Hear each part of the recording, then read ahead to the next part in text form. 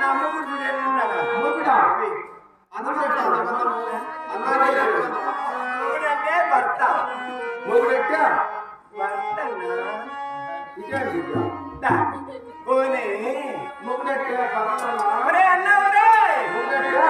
భర్త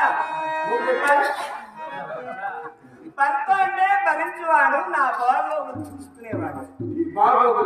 మా తల్లిదండ్రులు మరణించినారు